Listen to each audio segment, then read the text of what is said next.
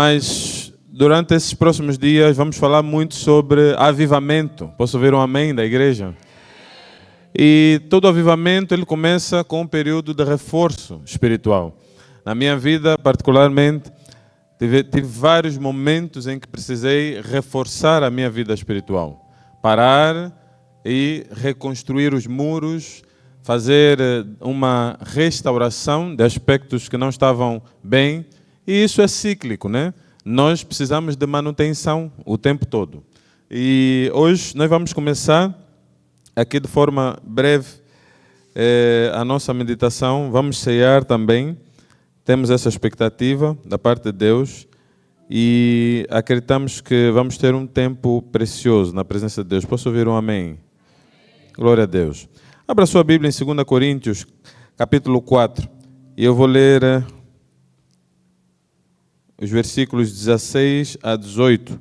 E como vou ler outros textos da Bíblia hoje, vamos ler esses versículos. Então, 2 Coríntios, nós vamos ler o capítulo 4, e diz assim a palavra de Deus: Por isso não desanimamos. Embora exteriormente estejamos a desgastar-nos, interiormente estamos sendo renovados dia após dia. Pois os nossos sofrimentos leves e momentâneos estão produzindo para nós uma glória eterna, que pesa mais do que todos eles. Assim, fixamos os olhos não naquilo que se vê, mas no que não se vê. Pois o que se vê é transitório, mas o que não se vê é eterno. Posso ouvir um amém? E o grande desafio que é lançado para nós é a consideração da espiritualidade das coisas. Porque o espírito não vemos. Naquilo que é a constituição do ser humano, nós temos espírito, alma e corpo. Quero ouvir a igreja. Espírito, alma e corpo. Mais uma vez. Então começa no espírito, transita para a alma e depois chega no corpo. O corpo é o último estágio. Nós existimos antes de termos corpo, porque já existíamos em Deus. Na sua infinita sabedoria, lá estávamos nós. Antes do nosso corpo ter se formado no ventre das nossas mães, nele nós já tínhamos plano, propósito, já tínhamos existência plena. A palavra de Deus é muito clara quanto a isso. E o nosso verdadeiro senso de identidade não começa no corpo. Nós não somos aquilo que comemos, que vimos, que sentimos. Somos um pouco além disso. Nós estamos na essência da espiritualidade. Nem sequer somos aquilo que entendemos, porque há alguns filósofos ao longo da história, e sobretudo na época mais áurea da filosofia, trouxeram a ideia de que nós somos o que pensamos. Diga assim, não. Nós somos donos dos nossos pensamentos. Posso ouvir um amém? O meu pensamento tem que estar subjugado àquilo que é a vontade do Espírito, trazendo todo o pensamento cativo à obediência de Cristo. O meu pensamento não me domina, sou eu quem domina o meu pensamento. E a verdade espiritual por trás desse entendimento, que parece ser muito filosófico, mas é muito forte, ele nos faz entender que a espiritualidade precisa estar no centro das nossas vidas. Não pode ser as questões da alma, dos sentimentos, do entendimento intelectual. Muito menos as questões do corpo, das dores, das doenças, daquilo que são as vontades, porque isso é físico, né? É muito físico. Eu tenho vontade de comer, tenho vontade de beber. Isso é um aspecto físico, que não traduz necessariamente a essência de quem somos na espiritualidade. E todos esses aspectos poderão e deverão ser dominados pelo Espírito. O Espírito fortalecido, ele deverá dominar aquilo que é a nossa mente e os nossos sentimentos. O domínio próprio se estabelece num espírito forte, que está a fazer fluir o fruto do Espírito, a manifestação do caráter de Cristo. Nós teremos força para dizer não no campo da mente, quando o nosso espírito estiver fortalecido. Também teremos força para resistir às tentações físicas, sejam elas no foro sexual, sejam elas no foro alimentar, quando o nosso espírito também estiver fortalecido. Um espírito fortalecido, ele traz um tipo de consciência diferente. Nós vamos ver homens de Deus que conseguiram transcender, por exemplo, os 39 dias ditos sendo o máximo pela ciência que alguém conseguiria ficar sem comer, chegando a 40 dias e 40 noites de jejum. Então, homens que espiritualmente estavam fortalecidos, vencendo aquilo que são as tentações do corpo. Então, seja no corpo ou na nossa alma, nós, com o espírito fortalecido, reforçado, teremos as condições necessárias para seguirmos a nossa caminhada de fé. Talvez alguns de nós tenham desafios no corpo, no mundo físico. Não temos a capacidade de nos contermos, por alguma razão. Fala mais alto, a vontade de estar num lugar, a vontade de tomar um copo, a vontade de estar numa boa conversa. Alguns de nós poderão ter um problema no pensamento, na mente, no coração, alguma coisa que não nos ajuda a estabelecer um tipo de emoções saudáveis. Há um ambiente emocional distorcido, talvez um ambiente intelectual também distorcido, exageros, atropelos. Mas tudo isso vem ao equilíbrio quando conseguimos reforçar a nossa vida espiritual. E é isso que nós vamos nos deter hoje. Aqui uma mensagem, peso, embora seja simples, ela é profunda naquilo que é o seu efeito. E se conseguirmos aplicar, irmãos, creio, tenho certeza, porque tem sido assim ao longo desses anos, nós teremos ferramentas necessárias para termos uma vida espiritual sólida, que não cai a qualquer momento, que sofre os abalos como qualquer outro, mas permanece firme. E a ideia de Deus é precisamente essa. Nós não temos como fugir à natureza das coisas. E o texto que lemos traz isso. É inevitável que vamos envelhecer. O nosso homem exterior, ele se corrompe. Vamos ficar velhos, né? Eu pensei que nunca ia chegar o dia que eu ia correr, por exemplo, 5 minutos e ficar cansado. Eu tinha sempre muita energia. Ei, Marco? Corria para trás e para frente. Agora, 5 minutos, nós estamos a jogar basquete. Os homens estão convidados a jogar basquete logo à noite. Vamos jogar. Ô Jax, vamos jogar, Jax. Vamos vencer a barriga. Sim ou sim, homens? Vamos vencer. Olha só, então, o tempo passa e nós envelhecemos. Não fica a mesma coisa. É o que a Bíblia está a dizer. Ainda que o nosso homem exterior se corrompa, o nosso homem interior se renova dia após dia. Porque cada um renova-se na conexão que é com a sua fonte. E o homem interior precisa estar ligado com Deus para estar novo sempre. Eu vou falar aqui 3 aspectos simples que vão nos ajudar a reforçar a nossa vida espiritual. Isso é uma verdade que Deus trouxe à minha vida aproximadamente 10 anos atrás. E enquanto meditava na palavra de Deus, numa igreja chamada Igreja Batista Farol da Lapa, nós temos um grupo de jovens e tivemos um retiro espiritual. O retiro foi em Campo Grande, uma zona do Rio de Janeiro que era longe do centro. E nós saímos do centro do Rio de Janeiro até Campo Grande. Só que o caminho foi muito interessante, porque nós estávamos no autocarro, normalmente, pronto, os jovens, quando estão juntos, é muita brincadeira e tal. Mas aconteceu naquele dia específico que nós entramos no autocarro e ao invés de irmos no autocarro até o lugar que levava 1h30, 2, mais ou menos, acho que um pouco mais. Em vez de estarmos a brincar, os jovens começaram a orar. Eu achei muito interessante esse movimento. Na altura, eu tinha um líder de jovens, chamava-se Felipe Prainha, e ele começou uma oração com uma irmã, não tinha nada a ver com a situação, a irmã estava precisando de oração, ele começou a orar pela irmã, e de repente todo o ônibus estava a orar. Ficamos 2 horas e pouco a orar. E no meio daquele percurso em que os jovens iam para o retiro, porque nós fazíamos muitos retiros naquela fase, tivemos vários retiros, acho que faz mais de 10 anos, né? 2007, 2006, faz mais de 10 anos. 2008. Então, nós estávamos naquele movimento, naquele mover espiritual, e o Espírito Santo, ele trouxe ao meu coração um número, e apareceu o número 3, e automaticamente, à frente do número, parecia uma tela dessas que o Mário arranjou, parecia uma tela de LED, uma visão espiritual. Apareceu o número 3, depois apareceu oração, palavra e jejum. E como hábito, não entendi muita coisa, mas comecei a me aprofundar. E comecei a perceber que esses 3 elementos fazem parte da dieta espiritual que nós temos que ter para mantermos a nossa vida espiritual reforçada. E quando estivermos fracos e tivermos que fazer uma consulta nutricional do ponto de vista espiritual, para reforçarmos as nossas imunidades, temos 3 elementos: a oração, a palavra e o jejum.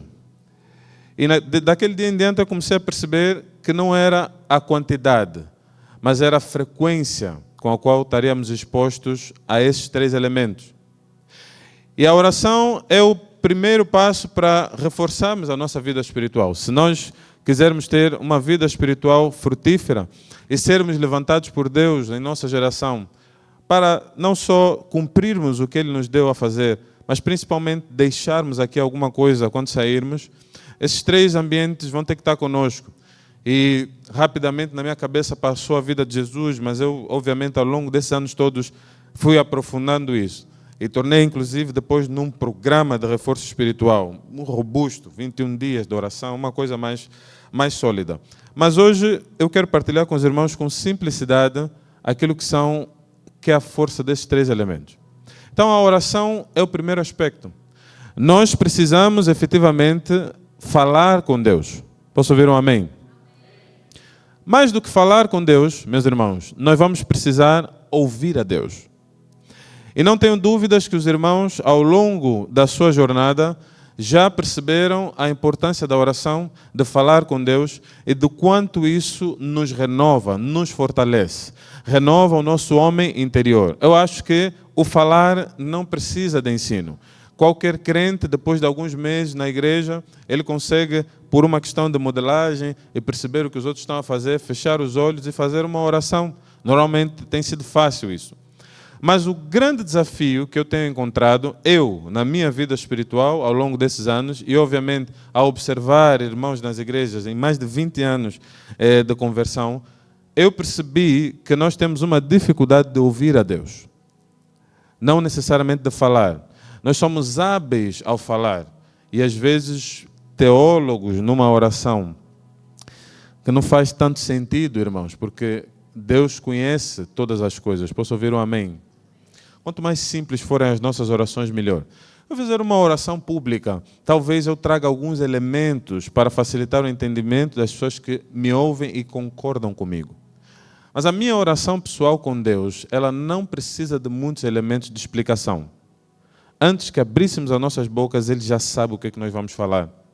A nossa oração, ela às vezes está muito complexa, mas está complexa só para nós e está a dificultar o caminho da nossa comunicação com Deus. Imagina um casal, começam a conversar e todas as vezes que conversam, o marido tem que explicar na esposa tudo. Nós, no dia em que nos conhecemos, as nossas famílias, mas nós só queremos falar do pão, tens que comprar pão, homem. Não, mas os meus... É muita explicação que nós damos no ambiente de oração. Não é necessário. Alguém está a perceber o que estou a dizer? Deus sabe, irmão. Seja direto. Então, o falar ele precisa ser mais qualificado. Mas, ao mesmo tempo, muito mais qualificado tem que ser o ouvir. Porque boa parte das nossas orações são apenas fala. E eu advogo uma ideia e estou numa discussão com um pastor da universidade que estou a cursar mestrado em teologia, porque eu gostaria, e estamos numa discussão, de defender a remoção da palavra oração do vocabulário cristão para tipificar a relação com Deus.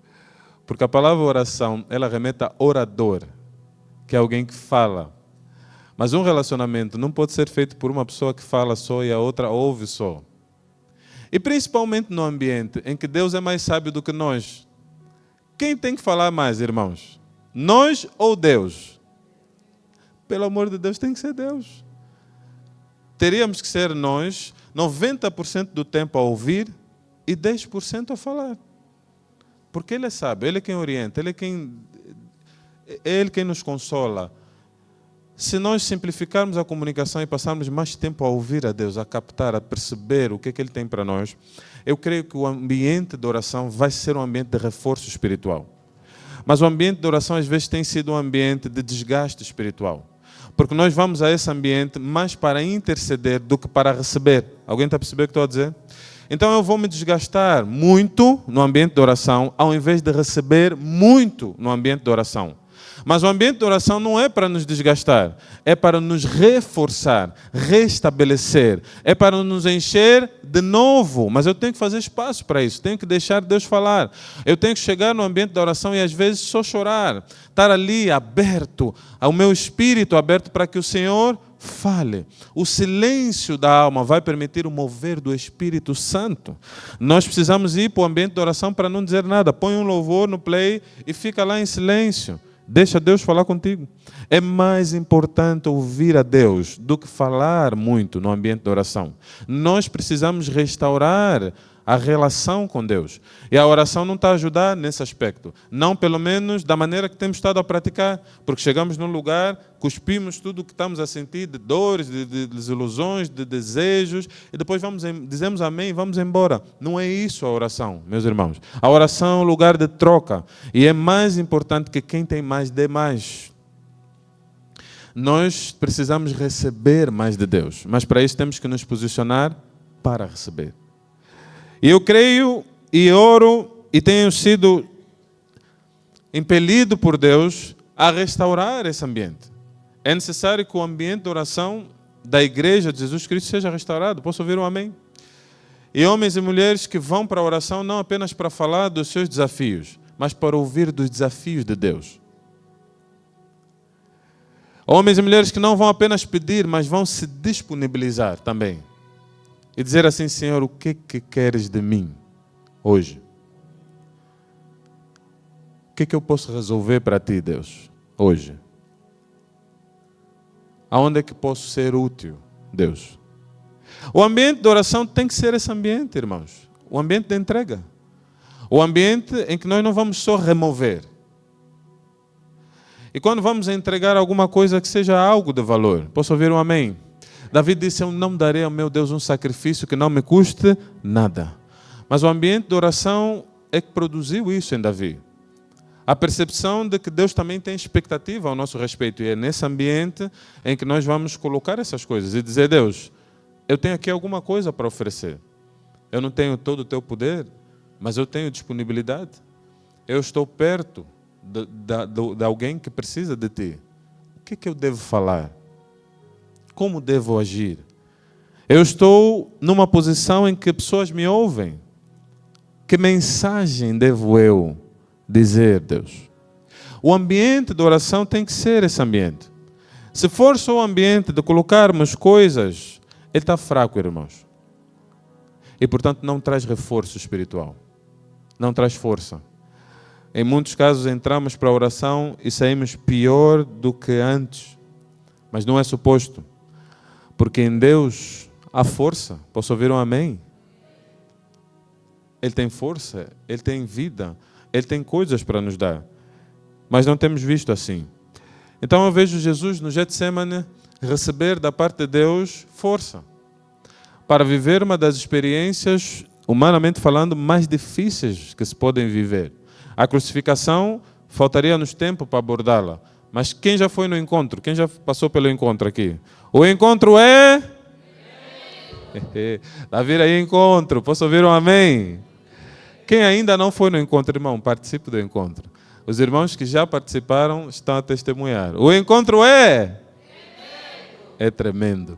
E lá nós temos uma ministração que se chama a Revelação da Cruz. Entramos a fundo no que acontece ali. Mas o que me importa dizer aos irmãos é que no Getsemane, Jesus Cristo vai para o lugar da oração não apenas para colocar as suas dificuldades. Ele coloca, ele diz: Senhor, se possível, passa de mim este cálice. Está difícil, está duro.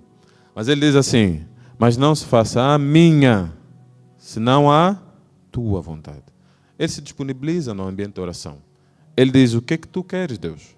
É isso que vai prevalecer na minha vida. Não é necessariamente o que eu quero. É esse ambiente.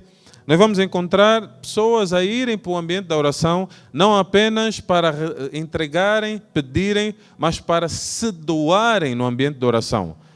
para receberem no ambiente de oração. E isso exige de nós a paciência. Não percebemos, na Bíblia não está escrito que Deus respondeu a Jesus, por exemplo. Mas a ação de Jesus mostra o que Deus falou. Não está escrito que Deus disse, tens que ir para a cruz. Mas Jesus entendeu a mensagem. E na sua comunicação com Deus, ficou muito claro qual seria o próximo passo a ser dado.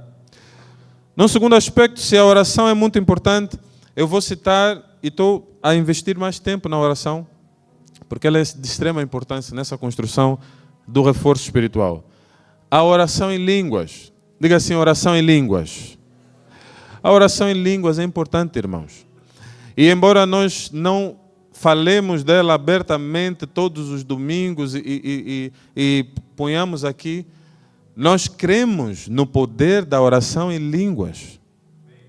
Nós entendemos que a oração em línguas não tem propósito em si, porque é um tipo de linguagem própria. Então, eu vou pedir, vamos abrir 1 Coríntios 14 e vamos ler rapidamente alguns versículos. Poderíamos ler o capítulo todo.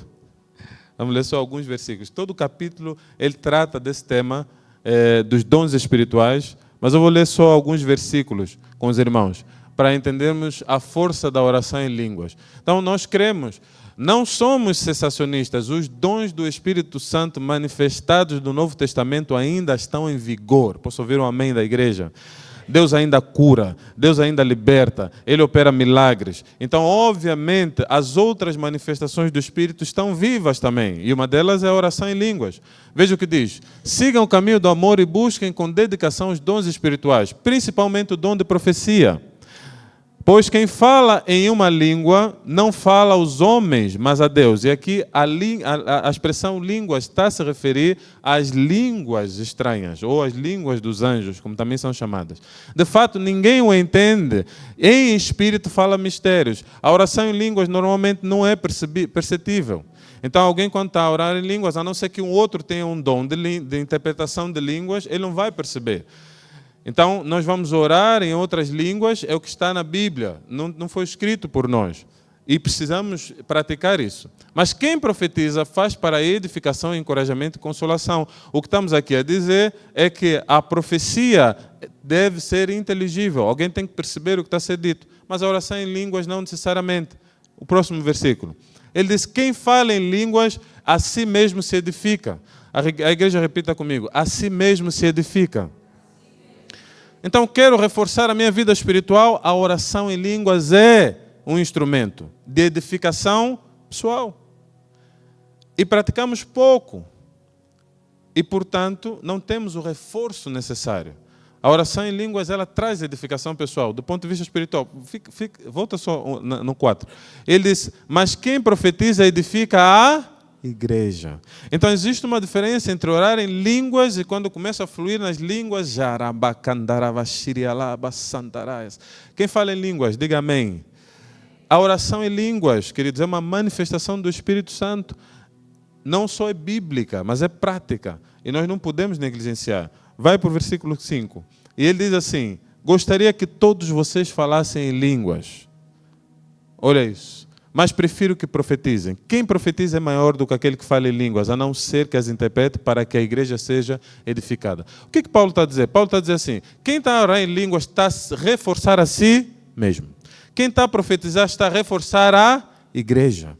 Então ele disse, eu gostaria muito que todos vocês falassem em línguas. Lógico que quem profetiza está a edificar muito mais pessoas. Mas quem ora em línguas edifica a si mesmo. Então nós, pentecostais, vivemos o mover do Espírito e a restauração da oração em línguas, porque cremos que na oração, não apenas aquela que nós viemos colocar e nos disponibilizamos, mas a oração em línguas também, ela traz o reforço espiritual. Posso ouvir um amém? Glória a Deus. Olha só, a oração é um caminho para reforçarmos a nossa vida espiritual. Há uma segunda coisa que vai reforçar a nossa vida espiritual. Diga assim, a palavra de Deus. Mais forte, a palavra de Deus. Então, a palavra de Deus reforça a nossa vida espiritual. Nós vamos encontrar diversos momentos na Bíblia em que, se não fosse a palavra de Deus, a vida espiritual das pessoas haveria de sucumbir. Nós não podemos viver com palavras fracas, sem sustentabilidade. A palavra de Deus, ela vai ser a base da nossa vida espiritual. Se no ambiente eu estou conectado a ouvir a Deus, a perceber o que Ele quer, este movimento espiritual, ele vai precisar ser checado com a palavra, num primeiro aspecto, mas ao mesmo tempo a palavra tem o poder de construir aquilo que não existia. A palavra de Deus, ela não apenas a escrita, mas a palavra revelada também, ela vai se manifestar.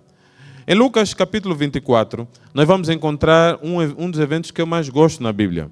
Então os discípulos no caminho de Emaús, eles ouviam a palavra de Deus. Eles dizem assim, depois eles andaram com Jesus por um percurso, parece ser longo, e depois de terem andado, perceberam que era Jesus. Então, ao olharem para Jesus, inicialmente não deram conta que era Jesus.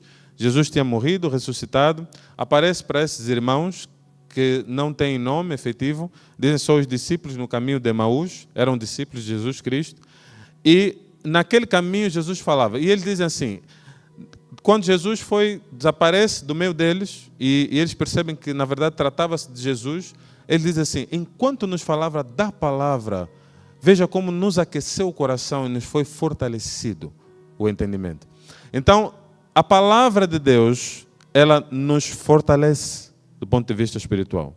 Nós vamos encontrar outros textos no Antigo Testamento em que homens foram expostos às Escrituras e ganharam força de novo. Nós vamos encontrar um momento em que a orientação de Deus para a restauração da vida espiritual do povo de Israel não foi fazerem orações. Ele disse, leiam as Escrituras. E ficaram a ler as Escrituras por 7 dias. E a vida espiritual do povo tornou-se forte novamente. A exposição à palavra de Deus fortalece a nossa vida espiritual. E isso vai funcionar mais ou menos como a comida.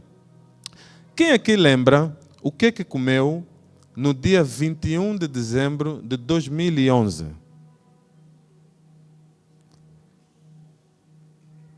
Ninguém lembra, né? 21 de dezembro de 2011. Nada? 2011, alguns não estavam nascidos, né? Aqui. Não lembra. Tá bem, dia 3 de janeiro de 2023. No pequeno almoço, no Matabicho, no café da manhã. Quem lembra o que comeu? 3 de janeiro de 2023, esse ano. Ninguém lembra?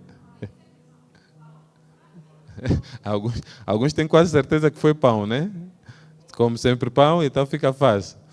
E no almoço, o que comeu? 3 de janeiro de 2023. Não? Não vai? Mas uma coisa eu garanto.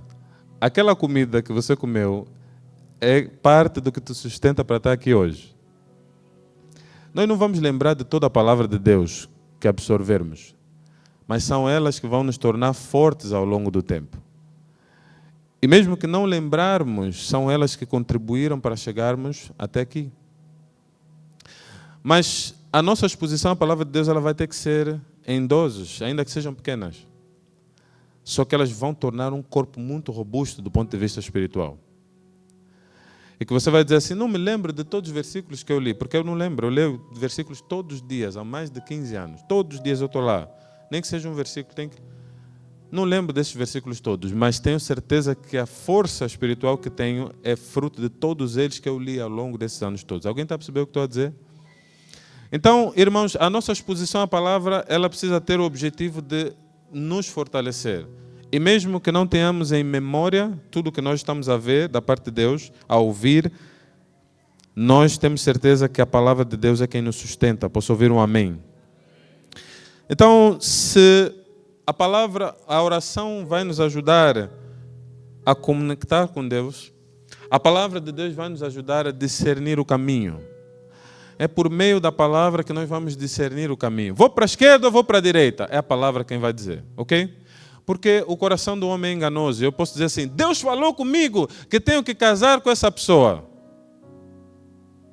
E nós recebemos esses testemunhos. Mas a pessoa é a pessoa errada. Porque nem sempre o que sentimos no coração é a palavra de Deus. Alguém está a perceber o que estou a dizer? Mas se conhecermos as Escrituras, então nós temos solidez suficiente para olhar para Satanás, como Jesus fez, e dizer assim, ei, nem só de pão vive o homem, mas de toda a palavra que sai da boca de Deus. Eu sim posso transformar essas pedras em pães e até tenho fome para fazê-lo. Mas a palavra de Deus me diz que isso não tem que ser feito dessa forma. A solidez de Jesus, no momento da crise, veio do conhecimento da palavra que ele tinha. E se não gastarmos mais tempo com a palavra do que com o WhatsApp, Instagram, nós vamos ter a solidez do Instagram. Vamos ter a solidez do WhatsApp, não a solidez da palavra. Então a palavra vai nos ajudar a discernir o caminho quando houver dúvida. É a palavra, irmãos. Não é a oração. É a palavra que dá solidez ao quente para caminhar. Lâmpada para os meus pés e luz para o meu caminho. É a tua palavra. É a palavra. A palavra é que torna firmes os nossos pés. É a palavra. É ela que fez Pedro andar sobre as águas. Ela torna firme qualquer terreno. A palavra nos vai fazer andar com solidez. O caminho é discernido pela palavra. Alguém vai dizer, não, mas eu ouvi a Deus. Sim, confirma com a palavra. Se não tiver solidez da palavra, esse movimento espiritual pode ser muito perigoso. E nós temos visto ao longo dos anos perigos enormes. Nós testemunhamos na minha família uma menina que queria casar e as colegas da igreja, e por isso é que nós dizemos sempre, tem uma palavra, partilha com os pastores. Aí as amigas da igreja, uma Assembleia de Deus, chegaram a dizer assim, começaram a dizer que Deus estava a falar com elas que o moço que ela ia casar era mesmo aquele moço que ela estava a gostar. Mas o parceiro da família, eu estou falando da minha família, o parceiro da família foi diferente. A família disse, olha, não é essa pessoa. E ele disse, não, é essa pessoa. E outros estavam a dizer que é aquela pessoa. Mas há um desalinhamento de uma palavra profética com a palavra de Deus. Porque nós não podemos desrespeitar os nossos pais. Alguém está a perceber o que estou a dizer? Desalinhou. Então, obviamente, aquele testemunho não era de Deus.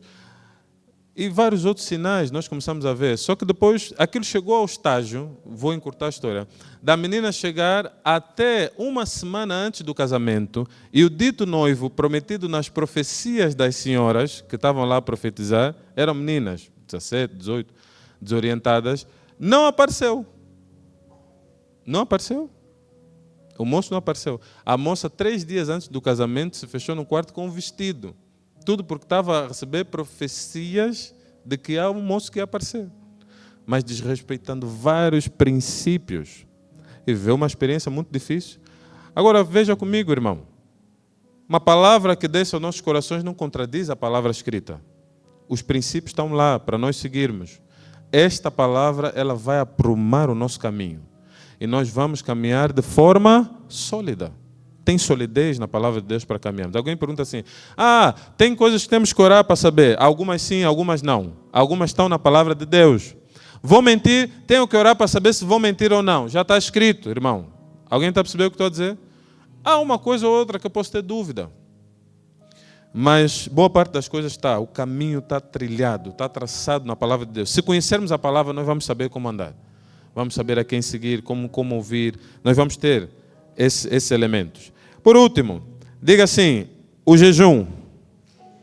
Mais uma vez, o jejum. Então, o jejum vai ser o terceiro elemento de reforço espiritual. A oração é o primeiro. O tipo de oração tipificamos. A palavra é o segundo. A maneira como vamos nos expor a ela e abraçá-la também entendemos. Mas o jejum é o terceiro elemento. E é dos elementos mais negligenciados pela igreja.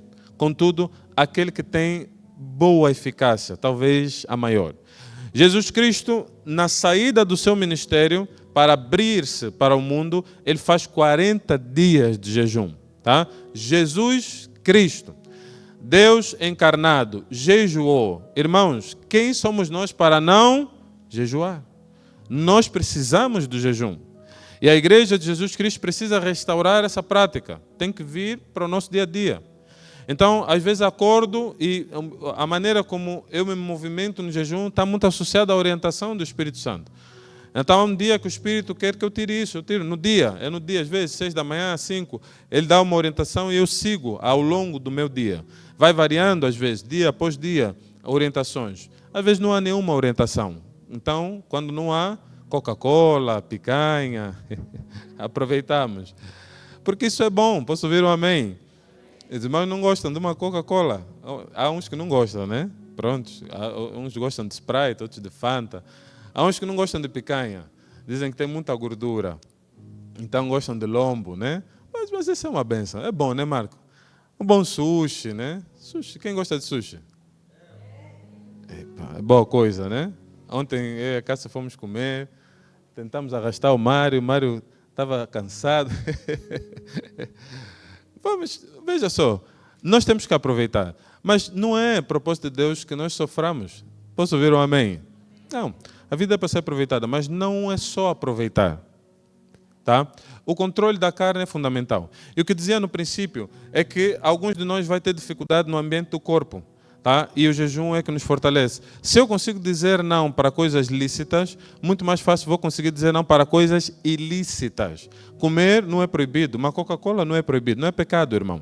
Mas se eu conseguir dizer não, como já fizemos por 1, 2 anos, dizer assim, Coca-Cola não, 2 anos. E por que não conseguiria dizer não para uma coisa ilícita, errada, que me está a ser proposta? Porque se até para uma coisa boa, lícita, nós estamos a dizer não, quanto mais para uma coisa ilícita. O jejum fortalece a nossa força de vontade, a capacidade de nos posicionarmos, aguça o nosso espírito, abre os olhos espirituais. O jejum, ele dá-nos a possibilidade de ver coisas que naturalmente não conseguiríamos ver, porque estamos cheios de açúcar no sangue ou qualquer outra coisa. O jejum, ele traz para o ser humano capacidades extras. Jejum é bom. Hoje a ciência prova que jejuar faz bem à saúde, né? Mas antigamente era uma ideia diferente. Mas está muito provado que jejum é saudável, 2, 3 vezes na semana. Faz parte dos ciclos. E é engraçado que a orientação bíblica era jejuar em 3 vezes no Antigo Testamento. E hoje, né, a Organização Mundial da Saúde manifesta-se a trazer também esses elementos, porque é importante, né, dar espaço ao organismo para limpar. Toda hora, pouco comida. O corpo não tem tempo para, né, fazer a sua própria limpeza e se restaurar. Então está-se a perceber cada vez mais a importância do jejum nos padrões bíblicos. Incrível, porque sempre foi espiritual. E Deus orientou o povo e eles tinham muita saúde. Até hoje os judeus são um povo muito saudável, porque praticam jejum. E nós precisamos restaurar essa prática. Não só por uma questão de saúde, mas por reforço espiritual. Para que quando o inimigo vier com tentações, nós tenhamos a força e a solidez necessária para dizer não. Isso eu não quero. É lícito, é possível, mas eu não vou fazer, porque não é essa a orientação de Deus para a minha vida. Está na hora de vermos uma igreja que tem força espiritual suficiente para se posicionar diante de situações difíceis. Posso ouvir um amém? E dizer, eu estou em Cristo. E vocês é quem sabem o que vão fazer. Querem me crucificar? Crucifiquem. Querem me falar mal? Falem mal. Mas eu estarei em Cristo e vou seguir as orientações de Cristo. Fique de pé nessa manhã. E eu quero, antes de ao fazermos a nossa ceia e essa oração, nós vamos precisamente falar com o Senhor Deus para que efetivamente tenhamos reforço da sua parte. Mas, meus irmãos, é verdade que a vontade de Deus é que estejamos todos firmes e fortalecidos.